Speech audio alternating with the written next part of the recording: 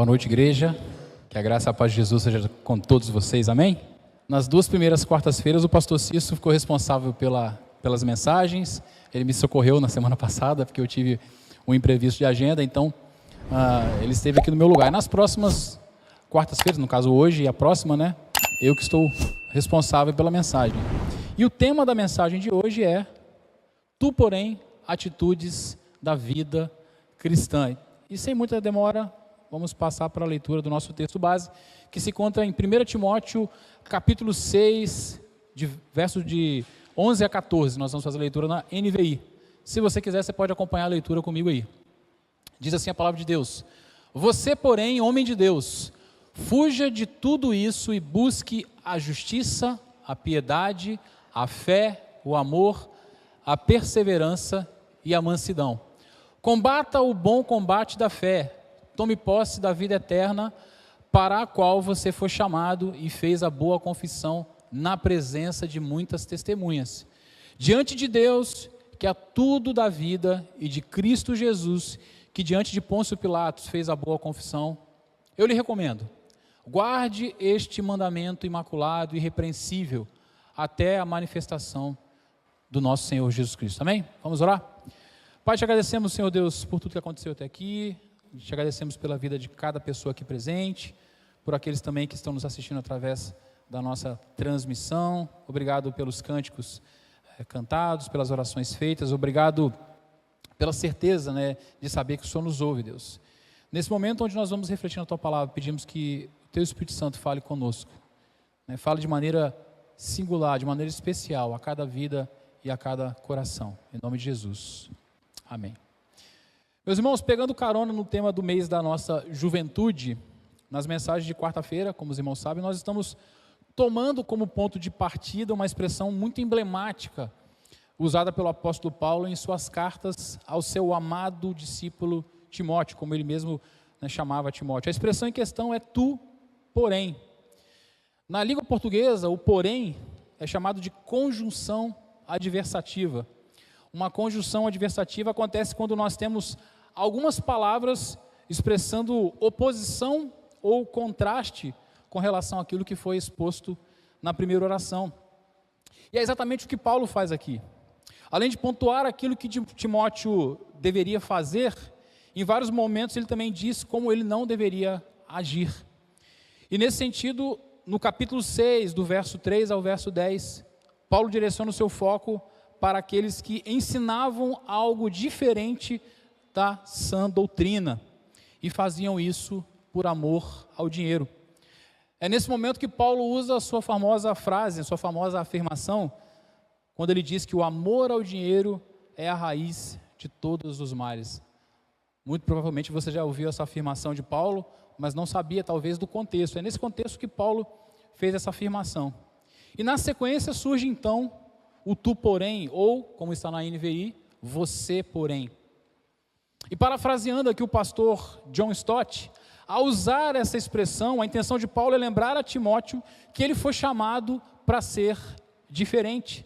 É lembrar a Timóteo que ele não deve se submeter às pressões da opinião pública ou conformar-se com o espírito de sua época, mas antes deve permanecer firme na verdade e na justiça de Deus, segundo as palavras de John Stott.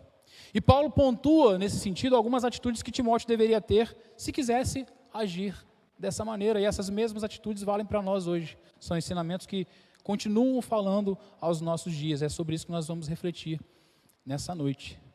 E a primeira atitude que Paulo vai enumerar é fugir e buscar. Na parte A do verso 11, Paulo diz: Você, porém, homem de Deus, fuja de tudo isso. Ou seja, em primeiro lugar, ele exorta Timóteo a fugir de certas atitudes e comportamentos negativos. E em algumas ocasiões, meus irmãos, fugir é visto como um ato de covardia. Mas em outras é exatamente o contrário.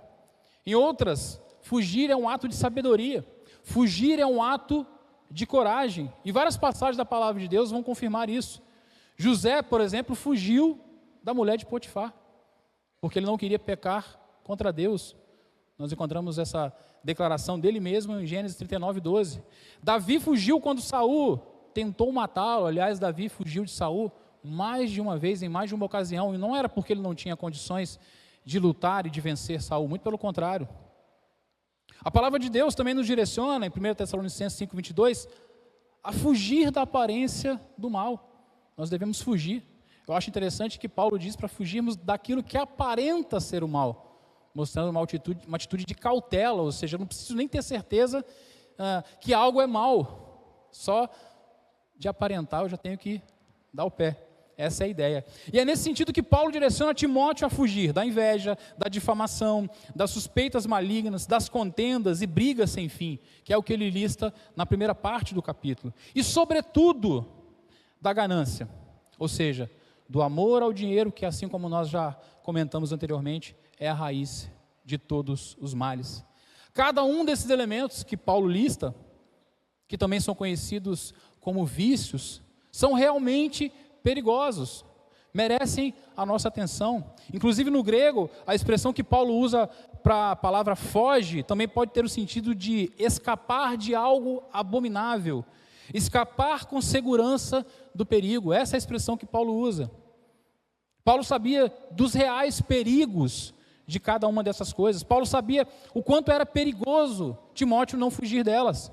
E por isso ele é tão enfático, fuja. Mas não basta se afastar e fugir de algumas coisas. Em segundo lugar, é necessário também buscar o que é o certo, que é o que Paulo faz, fugir e ao mesmo tempo buscar.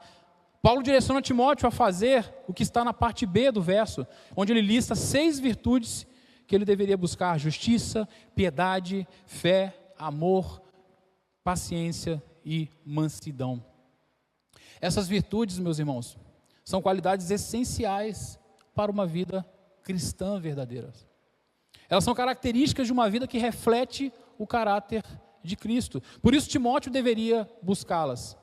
Sendo assim, o que nós aprendemos aqui com Paulo, em primeiro lugar, é que nós devemos intencionalmente evitar o pecado e as armadilhas do mundo. Devemos fugir.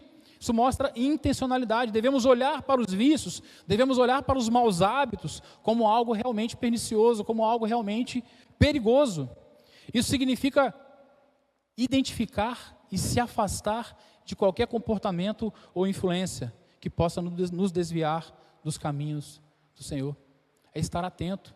Mostra, como eu falei, ser intencional. Mas Paulo não apenas fala sobre o que devemos evitar, mas também enfatiza o que devemos buscar. As virtudes listadas: justiça, piedade, fé, amor, perseverança e mansidão, são qualidades que devemos cultivar continuamente nas nossas vidas. E eu coloquei a palavra cultivar aqui propositalmente, porque mostra que deve ser algo cíclico. Não devemos fazer só uma vez, é contínuo, devemos buscar isso continuamente. Isso requer de nós uma atitude proativa, como eu já falei, uma atitude intencional em perseguir aquilo que é bom e aquilo que agrada a Deus. Muitas vezes a gente começa a esfriar em nossa fé, porque deixamos de ser intencionais na nossa vida com Deus. Começamos a viver de maneira mecânica, de maneira litúrgica. E Paulo nos alerta exatamente para fazer o contrário disso, sermos intencionais. Eu gosto sempre de trabalhar com exemplos, né? Eu estou experimentando uma coisa diferente para mim, porque eu nunca malhei. Eu comecei a malhar, fazer academia, tem alguns meses, né? Foi em novembro do ano passado. E a academia é assim, né, Gessi? Se você não for intencional, se você não for proativo, não for disciplinado, as coisas não funcionam. Tem que estar focado. Eu sou aquele tipo de cara chatão. Quando eu vou na academia, eu fico no espelho lá olhando como é que está o movimento, se está tudo certinho, né? Porque senão também tem um instrutor lá que puxa minha orelha. E é exatamente nesse sentido que Paulo fala que deve ser a nossa vida cristã. Não podemos fazer de qualquer jeito, porque senão o efeito desejado não vai vir. Ou seja, em resumo, Paulo nos ensina a viver uma vida marcada pela santidade, buscando constantemente as virtudes que refletem o caráter de Cristo enquanto nos afastamos do mal. Busca por santidade, fuga do mal. A gente tem que estar fazendo isso o tempo todo.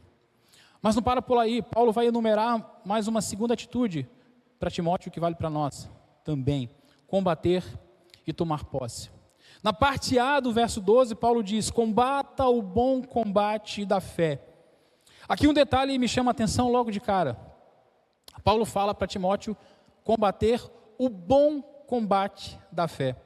O teólogo N.T. Wright traduz esse trecho como combata o combate nobre da fé.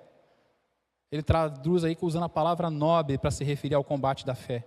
E quando Paulo fala sobre o combate da fé, ele está usando uma metáfora militar para descrever a vida cristã como uma batalha espiritual. Mas não é essa batalha espiritual que a gente vê divulgada em alguns púlpitos de algumas igrejas aí. Ele está se referindo a uma batalha espiritual que exige esforço, que exige perseverança, que exige comprometimento. Não é fácil.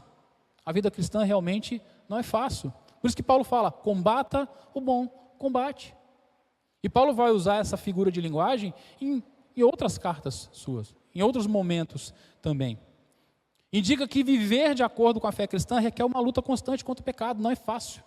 Vencer o próprio eu, vencer a própria carne, lutar contra as nossas paixões, contra os nossos desejos, não é fácil, porque a carne grita, é difícil. Mas devemos fazer isso, devemos buscar, requer uma luta constante, contra inclusive as influências negativas do mundo. O mundo o tempo todo tenta atrair a nossa atenção, e isso exige de nossa parte esforço, perseverança e comprometimento. E a palavra bom sugere o caráter dessa luta, porque Paulo fala de combater o bom combate. Essa luta então é nobre. Não se trata de uma batalha qualquer, não se trata de uma batalha com causas terrenas, com causas temporais, não. O bom combate aqui é lutar pela verdade, pela justiça, pela piedade e outras virtudes cristãs que Paulo mencionou no verso anterior. É disso que ele está falando, é uma batalha que vale a pena. Sabe por quê? Porque o seu objetivo final é a vida eterna. O seu ganho, a sua vitória, o seu troféu, a sua recompensa é eterno. E na parte B do verso 12, Paulo diz: tome posse da vida eterna para a qual você foi chamado e fez a boa confissão na presença de muitas testemunhas. Repare que o verbo usado por Paulo aqui está no imperativo. Ele diz para Timóteo: tome posse, Timóteo. Tome posse, sugere uma atitude imediata, uma atitude definitiva e não uma atitude passiva. Sugere ao contrário de quem está lá com o braço cruzado esperando as coisas acontecer. Tome posse, Timóteo, é isso que ele fala. Paulo está exortando Timóteo a se apropriar da vida eterna no presente, no agora, e não no futuro. Porque a vida eterna, a gente começa a viver ela aqui. Mas tem muitos que vivem como se só fossem viver a vida eterna depois que morressem, né? Vão que morrer. Isso é importante da gente observar. É uma chamada de Paulo para Timóteo, para que ele viva a sua vida presente com a perspectiva da eternidade em mente, buscando as coisas de Deus e não as coisas deste mundo. E resumindo, meus irmãos, o que essa mensagem nos ensina é que nós devemos viver a vida de fé. Mais uma vez eu vou citar aqui a palavra intencional e comprometida. Temos que viver a vida dessa maneira. É sobre isso que Paulo está falando para Timóteo aqui na primeira carta. Ele vai repetir muitos desses ensinos na sua segunda carta também. Resumindo, é o que Paulo deseja para nós também. Deseja uma consciência de que não é fácil. É fácil? Não é fácil, é difícil. Devemos estar conscientes que vamos ter dificuldades. Devemos estar conscientes que vamos ter perseguições. Devemos estar conscientes que vamos ter lutas. Vai ter muitas tristezas no meio do caminho, isso é fato. Mas devemos estar conscientes também de que não estamos lutando qualquer batalha. Estamos envolvidos no bom combate da fé. E nessa milícia, nesse bom combate, tudo vale a pena, porque os resultados são eternos. Mas nós já começamos a desfrutar deles aqui, agora, hoje. E isso muda tudo. Pois não é algo que nós vamos receber, não. Não é algo que eu só vou receber, que eu vou desfrutar quando eu morrer um dia. Não. É possível já começar a experimentar os efeitos disso aqui. E por isso, devemos combater, mas ao mesmo tempo, tomar posse. Combata, guerreie, lute, mas tome posse. Pense na eternidade, esteja sempre na mente com esse pensamento, né, que nós temos algo eterno que já é possível começar a viver aqui. E em Cristo, nós temos a certeza da vitória. Não uma vitória terrena, não uma vitória material, não é disso que Paulo está falando. Mas é uma vitória que já foi conquistada na cruz. Na sequência, Paulo dá mais uma terceira atitude. Ele vai falar sobre o que Timóteo deveria guardar. Ele finaliza, na realidade, exortando Timóteo para que ele guarde o mandamento sem mácula. Ele ainda completa irrepreensível. Ele usa duas expressões muito fortes: imaculado e irrepreensível. Era assim que Timóteo deveria guardar. No original, a expressão usada para guarde tem o sentido de manter no mesmo estado, ou seja, sem alteração. Timóteo não deveria permitir que os ensinamentos que ele recebeu fossem alterados de qualquer forma. Deveria mantê-los sem mácula e sem repreensão. O que Paulo está querendo dizer aqui? Ele está instruindo Timóteo a observar e cumprir os ensinamentos e instruções que recebeu. Até porque o Evangelho não é algo só intelectual, não é algo apenas teórico. Ele deve ser observado, entendido, conhecido, mas também praticado. Ou seja, ele deveria preservar a integridade do Evangelho em todos os aspectos. No ensino, ele deveria ensinar de maneira perfeita. E é triste observar o quanto nos nossos dias isso não tem acontecido. Quantos púlpitos, quantos mestres, quantos pastores têm errado por conta disso. Mas Paulo fala: guarde o Evangelho imaculado. Nós devemos fazer o mesmo no ensino. Mas Timóteo também deveria fazer isso na sua vida pessoal. Na aplicação daquilo que ele estava ensinando, ele deveria aplicar. E também na sua vida comunitária. Quando ele diz manter-se sem repreensão, significava que ele deveria ser um exemplo para a comunidade. O Evangelho deveria ser visto na vida prática dele, na vida diária, demonstrado em suas ações, que significa viver em conformidade com os ensinamentos de Cristo. Tem uma frase muito popular, eu já citei aqui algumas vezes, mas Dudu não estava aqui no dia, não. Vou fazer igual o pastor Flávio. Dudu não estava aqui no dia, não. É uma frase do Ralph Emerson, que é um escritor. E ele diz o seguinte: as suas atitudes falam tão alto que não consigo ouvir o que você diz. E essa realidade não pode ser a realidade da nossa vida. É exatamente isso que Timóteo está falando. Nós temos que guardar o Evangelho, guardar a mensagem, de forma que as nossas atitudes sejam condizentes com aquilo que a gente fala, com aquilo que a gente ensina, com aquilo que a gente prega. Usando o exemplo da música, né, Gessi? As nossas atitudes têm que estar afinadas com o nosso discurso. Senão não soa bonito. Não tem nada pior do que ouvir alguém desafinado, não é verdade? Tocando ou cantando. Isso vale também para o Evangelho. É sobre isso que Paulo está falando. Guarde o Evangelho sem mácula, irrepreensível, até a volta de Cristo. E isso é interessante. Paulo fala até o retorno de Cristo, mostrando que essa responsabilidade de manter o mandamento não é temporária. Eu não tenho que fazer isso uma vez, um dia e depois deixar de fazer. É até a volta de Cristo. Até a volta de Cristo, ou seja, deve ser mantida até que Ele venha nos buscar. Isso mostra que tem que ter uma vigilância constante, uma necessidade de estarmos sempre preparados. Sabe por quê? Porque nós não sabemos quando Ele vai voltar. Apesar de muitos tentarem profetizar a volta de Cristo aí, e tudo furou, foram todas profecias furadas, nós não sabemos, a palavra de Deus não nos revela, por isso requer de nós essa vigilância constante, esse preparo constante. E o mesmo vale para nós. Tudo que Paulo falou para Timóteo aqui é para nós. Somos chamados a guardar o que recebemos de Deus através da sua palavra. Isso implica, em primeiro lugar, em conhecê-la. Ninguém pode guardar o que não conhece. Você só guarda aquilo que você conhece. Sabe por quê? Porque quando você conhece algo ou alguém e você percebe o valor, você quer guardar, você quer proteger. Você quer manter sem alteração. Então, em primeiro lugar, nós temos que conhecer a palavra, o ensino, o Evangelho. Aí eu vou querer guardar, protegê-lo. Ninguém guarda o que não conhece. Isso implica, em segundo lugar, em aplicar esses ensinos na nossa vida pessoal diária. De nada adianta eu conhecer a Bíblia de capa a capa, mas não vivê-la. Implica, em terceiro lugar, em sermos exemplos para aqueles que vivem ao nosso redor. As pessoas têm que olhar para nós e ver Cristo. É disso que Paulo está falando com Timóteo. Significa viver de uma maneira que não dê motivos para críticas ou para acusações, mas que inspire e encoraje os outros a seguir a Cristo. A nossa vida ela deve refletir a mensagem do Evangelho, de forma que as pessoas possam ver Cristo em nós. E isso implica, em quarto e último lugar, em manter uma expectativa escatológica. O que é isso? Manter em nossas mentes e corações a esperança do retorno de Cristo. Isso é uma coisa que a igreja de hoje perdeu muito. Pouco se fala sobre a volta de Cristo. Muitos vivem como se Cristo não fosse voltar.